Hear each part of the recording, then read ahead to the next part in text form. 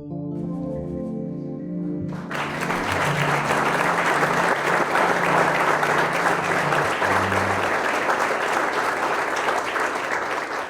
a long way down, isn't it? Yeah, it's almost short. I don't know, John, I'm short. Welcome, right. everybody. Welcome to this panel on attention is the product. Now, what on earth do we mean by that? So you may have heard the phrases, the content economy, the creator economy, and that feels really ancient by now, but the content economy, audience economy, the expert economy, and we're now talking about the attention economy. So really the premise behind that is that brands used to buy attention, but now we seem to have got ourselves into a place where all of us are competing to own it directly. So whether that's us as individuals or brands or any other kinds of organizations or platforms, of course, and that's something we'll get onto. So if it is indeed the case that it's attention that's the product, what we do need to ask ourselves is, where is the value shift? So where is the value in the attention? So is it in the creativity of the content? Is it in the personality of the person who's created the content? Is it in the trust or otherwise that's generated by the content? Is it in the distribution? Or is it still in that moment where attention converts to an action, probably a purchase of a product or any other intended action? So I've got two people who could not be better qualified to talk about this and deep dive into it today. So I'm going to start by looking at what's changed. So John, I'm going to start with you. So with the perspective of your decades of experience in the ad industry, what would you say has fundamentally changed? And let's say in the last 15 years. Well, there's a line, principles remain, but practices change. I think that's the first thing to understand. People get it the wrong way around. They say practices change and therefore principles change. No, principles remain, practices change. I mean, obviously, there are two things that affected the advertising industry over the last 50 years, if you want to talk about that. First of all is globalization. The industry went global. And the second is obviously linked to that is technology and the digital transformation of the media landscape, where, in a sense, what we were sold or what the clients were sold was this idea that you no longer needed creativity or storytelling or any of those things because you could directly target the audience. I called it stalking, but they kind of called it directly targeting your audience. It's great. And what happened is clients piled into that, because of course it was brilliant, because what it said was that you don't need all that waste. You don't need all that other stuff. You can focus. And because most really, really big companies are run by very dull people, who are essentially accountants. Discuss. They piled into it and they went, oh, that's great. Look, we can do away with waste. And they forget, and I think over the last 25 years, we've not had people in the marketing world who know how to build a brand. I think they know how to stalk, which is actually illegal, by the way, in most countries. And I think these companies should actually have I'm thinking of, complaining to the Metropolitan Police about I'm being stalked, and could they do something about it? So it's a lack of ambition, it's a lack of imagination. But do you think that technology has democratized creativity? Oh yeah, no, that's the brilliant thing but throughout history that's what it's done. I mean, the printing press that presaged the kind of, the Renaissance was the most brilliant example of democratization of a kind of a sort of book, and it spread knowledge, and as I say, it sort of started the Renaissance, and that's always been the case. There was a huge the microphone. There's a wonderful singer who does a talk on singing, and he talks about crooning, and it's a brilliant and he talks about crooning, and he says, what happened was, the microphone was invented, so a singer could stand up in front of 1,000 people and sing to one person in the audience, and it transformed singing. So then we got Frank Sinatra, we got Nat King Cole, we got all of those people who are great singers, but nobody talks about the microphone. They talk about the singer, they talk about the content. And I think over the last 25 years, we've forgotten that what you say matters. Instead of I can bore people into the ground and stalk them. Well, the microphone is now the front-facing camera. Yeah. I think in 50 years, they'll tell the same story about what the microphone did for the crooner, the front-facing camera has done for the general population. Your ability to talk to 1 million people while speaking only to one person to create a community is what has changed the game, at least for us. Yeah, I think we've moved from the broadcast, which is one to many cast. Yeah. But I think you're right, John. There's nothing really new here, because in the printing press, one thing to say about the printing press, I would say there's a bigger fake news scandal around the invention of the printing press than probably there is around TikTok and social media. It's just kind of, we forget that we've been there before. So, Ryan, I mean, you've had a really interesting career trajectory. So, obviously, you originally wanted to be an actor. That's a really nice way of saying, I don't really understand how you went from A to B, but thanks for being here. I don't know how many people know that Ryan originally wanted to be an actor, and then, of course, you went into real estate and then built this amazing real estate company. And then you basically built you built an incredible content business as well. So I guess originally the idea of the content business was to promote your real estate business, but it then became something in its own right, in and of its own. So what would you say? Would you say that brand building is still about creative work, or is it about relentless presence and engaging with your audience? Well, for me, my first introduction to content was through a TV show called $1 Million Listing New York.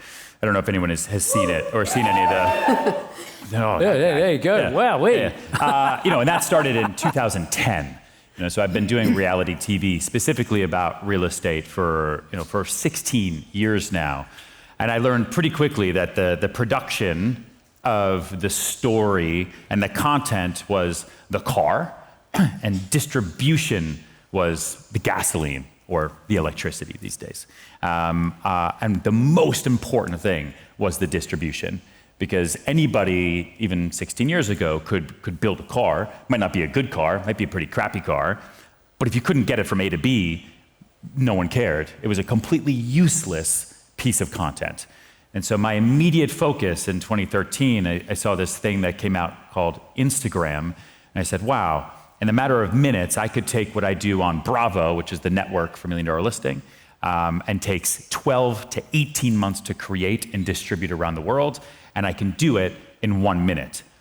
Now, with my front-facing camera, my audience is very, very small, but if I lean in on that, if I can own distribution while everybody else is so focused on owning the car and the content, it won't happen tomorrow, but it will happen, and I will eventually come out first in the pack. And I talk to Sirhan Studios all the time. We have a very large production company, and we do 1 billion impressions a week. And I say, it used to be that content was king.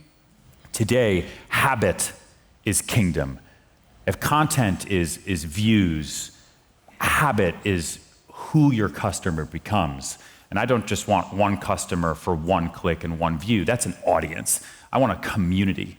And that's what we've really worked on building, the past nearly 15 years, is that lifetime customer value. And then for business, because we're in the business of selling and we sell real estate all over the world now, how do I get that customer acquisition cost over lifetime customer value to be either zero, so you never have to buy revenue because it's always organic, told through storytelling because we're never actually advertising, even though we're advertising, or be profitable because people are coming to us. How do you build a brand that's not just memorable, it's magnetic? How do you build a brand that people don't just think of, they actually choose? And so far, so good.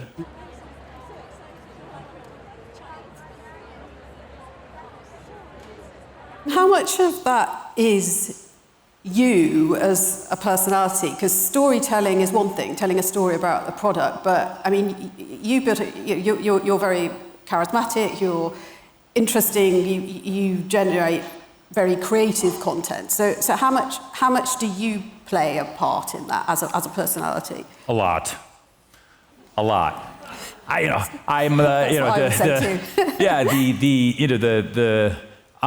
It's in the fuel, right? It's got to be in the DNA. I remember when I was starting the company in 2020. So I was a real estate agent in New York City from 2008, from the day Lehman Brothers filed for bankruptcy up until 2020. COVID hits, and like a total psychopath, I decided to start my own company.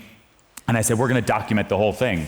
We documented it on the final season of $1 Million Listing, and now we're documenting it on a Netflix show called Owning Manhattan and on social.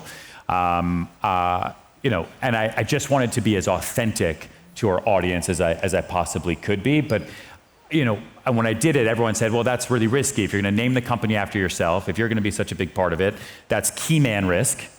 And how do you scale yourself? Yep. Just like you're thinking 5 years ago, 10 years ago, personal brand is the most undervalued asset class that we have in business today. Also, I'm not building a real estate company, I'm building a media company that happens to sell real estate. And we're going to be able to move that much more organically and earned. We're talking about attention as product over everybody else, and we see that. We are now absorbing traditional big box real estate companies who can no longer compete against our gasoline anymore today. It just doesn't work. I think that's a good moment to move on to the idea of attention versus trust, because your audience watch and consume your content. They trust you. You've built a brand for your business, but you've also built a fantastic personal brand. You probably wouldn't get that level of trust if you use, say, I don't know, rotating cast of talent on your videos, etc. So what turns a moment of attention into something that's durable? And John, I'll go to you on that one. Sorry, I was just going to... I think one of the things today when we debate things like this is there are now many ways of doing it. There are many ways of doing it. And I think you have to decide what you like and what you want to do. And I think what Ryan's done has been amazing. But I come from a different place. For me, the exciting thing today is that your creativity is your media. The better the idea, the more interesting the idea, the more daring the idea is actually the media, because that's what gets passed on. But I think one of the great problems that we have is that everything says, what's the way of doing it? And there are going to be a myriad ways of doing stuff. Yeah. And I think we all kind of forget that. It's like buying a car. I remember when you went into, I'm that old, I can remember when car manufacturer made about 3 cars and that was it. Today, try and buy a car. Go to an Audi, for instance. My God, you don't know where to stop and start. I mean, choice is the thing that's happened today. And I think we have to find a way through that. Okay. But in choice in everything, choice in how you run a business, choice in how you communicate, choice in all of those things. So you have to decide, what do I like? What do I relate to? What makes it work for me? But how do we find a way through that? I mean, what is it ultimately that grabs someone's attention? But I think we are living in the attention age. There's no question about that. Just because we've democratized the opportunity to see things. And, the gatekeepers have been taken down, and that is brilliant. I love the idea of that. But also, it's resulted in so much stuff out there that you're now overwhelmed with it. And I've said it lots of times, but I'd say, we're all artists, but some of us shouldn't exhibit. And I think that's the big problem today, that we're overwhelmed with sludge, this stuff that keeps coming at us. So working out how you build your brand, what you want to do, what you want to say, as I say, there are many ways of doing it. And are there, a top 3 ingredients? Yeah, well, I come from a creative world. I come from an idea that came from a world that said, have a better idea. And in a funny way, I don't. I always say, I worked in advertising. I don't live in advertising, and I always used to look at the entertainment industry. You know, how does the Bond franchise keep on growing? How has that gone from being worth, I don't know what it was in 1962 when they launched it, to be, I don't know, maybe, I don't know, 30 million pounds, who knows, to being worth over $1 billion today? How did they do that? Same end line, License to Kill, same bit of music, dun dun dun dun, you know, same logo, but they keep refreshing it. They have that content. So I think we have to look, personally, I think we have to look at things people love watching. People don't like watching advertising. It's horrible. I mean, 95% of it is utter crap. I mean, why would I go and say I'm going to watch some advertising if 95% of it is absolute crap? So an element of familiarity, and that's interesting actually, because that does play into the idea of trust. I mean, something that's familiar is something that people trust. I mean, I deal with salespeople all day long, and we talk about how they build their brands, and you have to build trust. It's very hard to sell something if they don't trust you, because they'll always have one foot out the door. And so what I'll tell them is, the trust circle, that three-pronged wheel, right? So that trust circle, those three spokes, are all around mistakes. So how do you admit your mistakes? How do you recover from your mistakes? And how do you endure through your mistakes? And so, like, if you look at any of our TV shows or our books, hold on one second, I will call her back. Sorry, it's the a deal. interruption age. Yeah, the interruption age. I know, but time is money, John. I gotta sell real estate here. I've written 3, big books on sales. They're all about failures. There's a dash of win here and there, but the win is assumed. People assume the win. If you're writing a book, I'm picking it up, it's probably because you've won something. So all of the learnings are about failure, how you admit them, which people then say, oh, you've admitted failure and mistakes. Ooh, I trust you a little bit because I've had a lot of it. Oh, you recovered from it. I trust you a little bit because now I can learn from it. And you've endured through it. You've been doing it for decades. You've been doing it for 5 years. Other people must have trusted you as well. So I'm going to trust you a little bit. Yeah. And if you're able to admit, recover, and endure, you can build trust. Yeah, so that goes back to authenticity, I guess.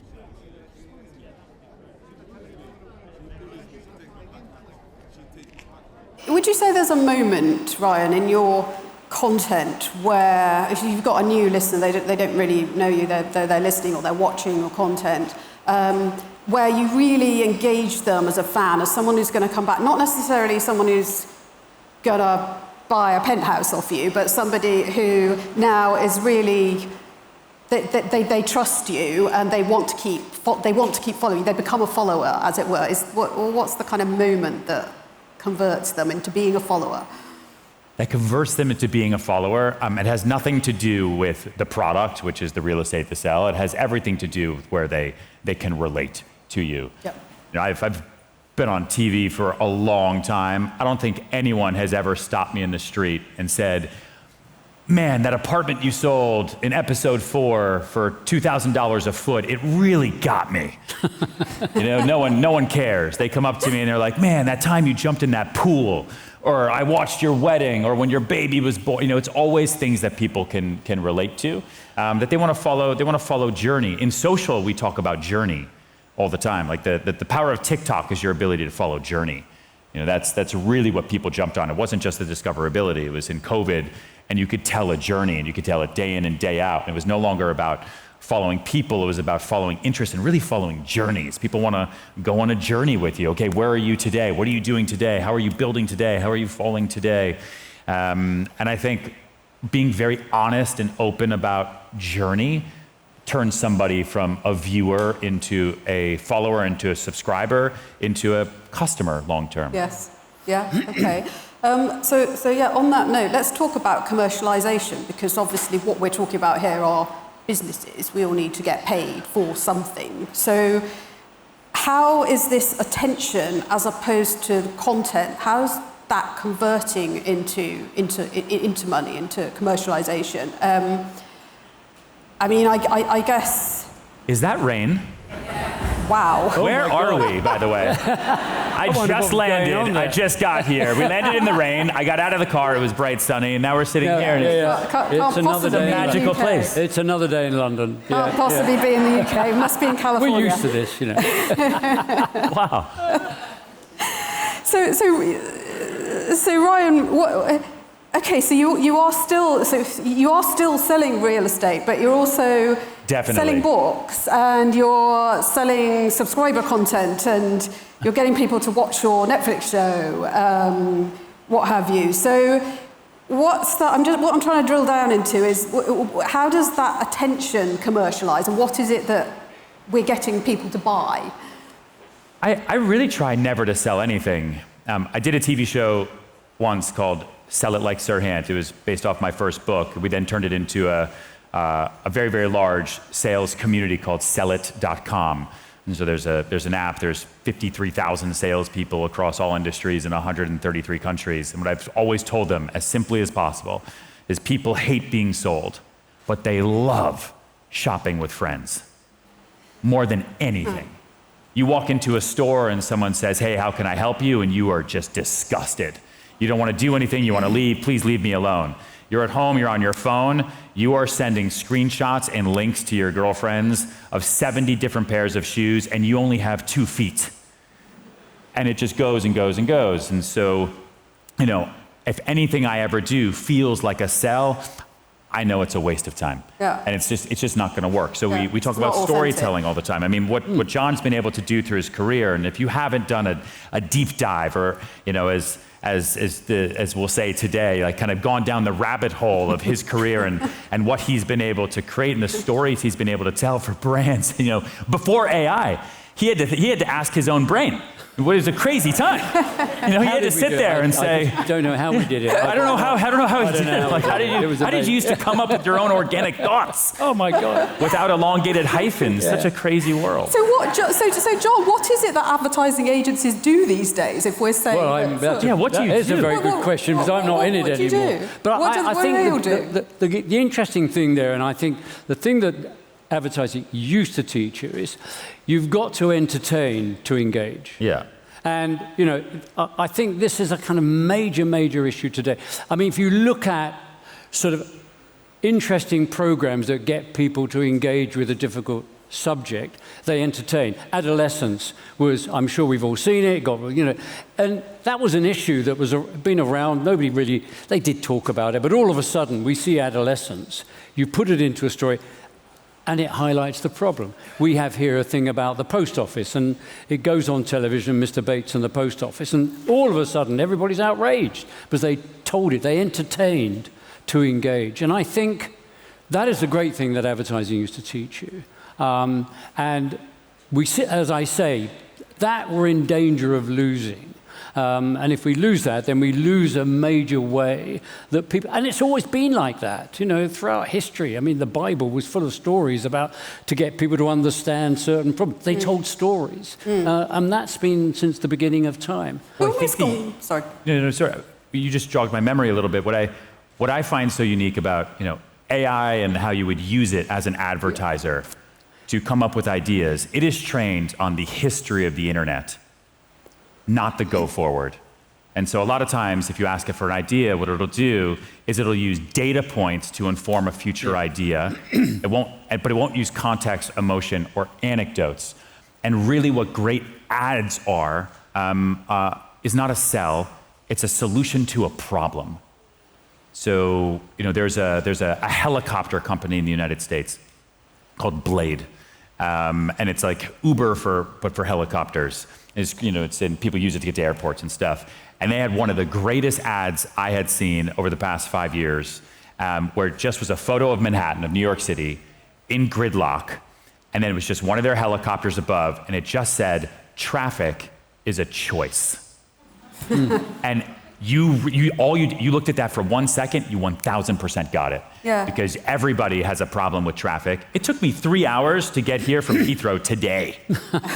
Today. The Elizabeth line, it's fantastic. Got you here in 45 minutes. The tube is on strike. Not the Elizabeth line. Are you sure? Yeah. It would have taken about You could have used the Elizabeth line, got here in 45 minutes. Fantastic. I'm going to write a strongly worded letter. Or a helicopter. Or a helicopter. Yeah. I could have dropped down in the rain. It would have been great. Yeah. But it's a solution to a problem. Like, when selling real estate, if all I'm doing is pushing 4 bedrooms, 1,000 square meters, the dollars, the cents, you're just selling data, and data does not solve a problem, right? Emotion solves a problem. I had a guy recently divorced who was trying to find a home on the beach in the Hamptons. And he'd been working with a lot of agents, and they were showing him different houses, and they weren't getting the deal done. And he came to me, and so I started making some calls, and every agent I spoke to said, "Oh, is your buyer so-and-so? He's not real, he's never gonna buy." But I knew he was real, he definitely had the money. And so I started asking him questions. Everyone is a buyer or a seller based on a singular fear. You just have to discover what the fear is. If they don't buy, what are they the most afraid of? And so when you're dealing with a guy who's divorced, who has kids, his number one fear isn't the house or the data or the size or if his new girlfriend's gonna like it. It's, are my kids going to want to spend more time with me than my ex-wife? So I'm gonna find you a house. He said his budget was $10 to $20 million. And all the other agents he was working with were showing him things, 10 to, let's say, 25. So I found a house off market, $40 million, but every secondary bedroom was on the ocean. So his bedroom and all the kids' rooms were on the ocean. I showed it to him, and he was very angry because the price was double his budget, waste of time. He's a mean, angry guy, clearly divorced for a reason. But then I took him to each of the kids' rooms and said, this is the only house under $50 million where the kids' rooms are also on the ocean. You would be the only one. And he bought it for 40 because it solved the problem that he was actually trying to solve, right? Which more than anything outside the kids and the ex-wife really was a problem of loneliness. Am I gonna be a divorced dad in a $20 million house sitting by myself? No, you're gonna be in a $40 million house with your kids with views of the ocean. And it works, right? So that's where you kind of start to use that storytelling, problem-solving element to actually turn things into commerce. I almost feel sometimes... Listen, I hear the murmurs. Okay? I hear you. We can talk after. I'll solve all of your problems. All the divorcees with money. in the room. Listen, why buy one thing if you can buy 2 things for twice the price? I don't, it's fine. But I think that what's interesting and the way you've approached it is, I think actually modern brands are now movements. They're not just brands. And you're elevating your problem solving to something that's about life, not forgetting where you come from. But if you look at great brands today, that's what they are movements. And then behave like a movement. And how do you attract people, how you talk to them, is a different way of just a brand talking. And I think that's the kind of place that we all have to think about going to. If you are interested in building a brand today, it's a movement, not just a brand. Which goes to the topic of the conversation. I think the title of this is attention as the product. That's it. I don't think that's true. I don't think attention is the product anymore. I think attention is the horn. I think attention is the noise. Attention is the wave to say, hey, look over at what the product is. Today, the product is the community through and throughout. If you are starting a business, or you're building a company, or you're starting a brand, it used to be that you would say, okay, I need to go make money, so I need to create profit. How am I gonna do that? I'm gonna create a product. My product is gonna be, I'm gonna sell a service, I'm gonna sell this, I'm gonna sell something great. I need people. That's the third P. I need people to help me make the product. Come up with some kind of purpose, right? What's the purpose? What's the reason? Today, people don't want to come to you for money or for product. They come to you for purpose, and purpose is the movement. If you can align on purpose and build an audience, my audience before we started Sirhant was my product. Even today, when we bring on agents, we consume companies, we sell real estate, our number one product is the size and the ability to kind of really push our audience in directions has nothing to do with the actual real estate. So is the product no longer the product? Is the product not the product? Yeah. Oh no, I could sell anything. We just happen to sell real estate because it's really expensive and pays incredibly well. in the US. Yeah. I've looked at how real estate is sold here, and it's a tricky. That's because you haven't opened up an office here, Ryan. Are you going to be doing that? It's hard. We refer business here. The brokerage business in the United States is a heavily incentivized business. If you succeed, you're compensated well. If you don't succeed, you're compensated at zero. Here, it's closer to a service industry, where if you succeed, it's kind of spread out. Good job. If you don't succeed, we'll take care of you for a certain period of time. In New York, it's if you win, you win. If you die, no one cares. Do you think? Sorry, this is a total aside, and I'll spend 10 seconds on it. Do you think that the British or the European markets would not like your approach to selling real estate? Do you think it wouldn't work here? I think I'll have to try. It's been tried, and it has been rejected pretty strongly. There's been a lot of American real estate brands that have come over that have just had a really, really, really hard time. Really, that's interesting. So it remains to be seen, but I don't know. Maybe next year I'll be up here and I'll talk about Sirhan's London. We'll see. I kind of have a theory there, and I always used to think, what was the difference between, and I called it UK European advertising versus American advertising. And I always believed Americans like to be sold things, and UK Europeans like to buy things. Okay, and there was a difference in that approach. And if you didn't understand that, that's why, it was called the hard sell, worked in America, but it didn't work particularly well here. Yeah. You had to seduce here. The idea of you're going to develop a relationship and I'm going to seduce you. But we haven't got much time. But, going back to talking about brands, and I've done this and I've talked about this a lot, if you want to learn anything about how to run a modern brand, how to do it, the Catholic Church. The world's greatest brand. All right? Best logo, can't be beaten. All right? Went global straight away, 7-day opening, diversified weddings, funerals, didn't do bar mitzvahs because, there are certain things we don't do. Worked with the greatest artists, the greatest singers, the greatest performers, built churches on the sign of the cross, through the line thinking, and what were they selling? Belief. It's a movement. Belief. Word of mouth, trust. Believe in me. And it is, I honestly say to you, just study it. It is great. Been going 2,000 years. Pretty damn good, People have nicked that whole thing about our 10 beliefs. They got there a long, long time ago.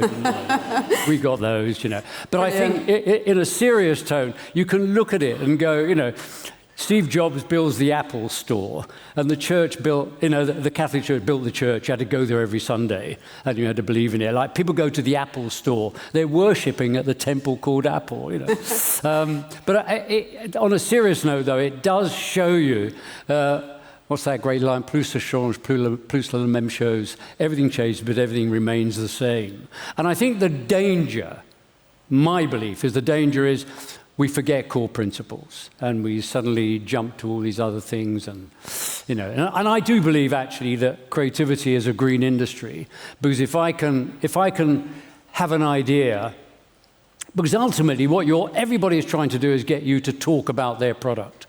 Word of mouth is the greatest form of advertising in the world. So the fastest thing I'm trying to get you to do is to talk about me. And you do that with an idea. And if it's a great idea, you don't need much communication to do that. It goes wildfire. And you saved energy. To scale it. And so I view creativity as a green industry. Great, so we've got 2 minutes left, and I'd like to leave the audience something to take away with them. So I'd like to ask both of you 1 minute each. Actually, okay, I'll carry on. If you were building from zero today, where would you focus first? Ryan?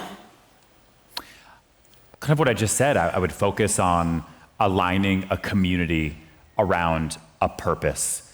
You build a great community of people aligned in purpose. They will follow you to the ends of the earth, no matter what product it is you're selling, and the only way to do it is authentically and honestly as you possibly can. And we have that medium today. Everyone can do it from their phone. But Yeah. you've got to believe in yourself at that core identity level stronger than you've ever believed in anything. Okay, John? Well, what I would like everybody this Friday, June 5th is World Environment Day. I've been working alongside the UN to launch an idea to engage younger people with the environment. It shouldn't be a day, it should be for lifetime. Why is it just a day? It's the greatest problem that we're approaching. And I would love people to go and have a look at it. It's called Agenda Earth. It's how you entertain to engage. And I think that's what you have to do, entertain to engage. But I would love everybody on Friday just to Google Agenda Earth, and we will reveal what we're doing. Okay, great. Well, we are out of time. So I hope you all found that useful and inspiring. I know I certainly did. So round of applause for the brilliant panel. Well done.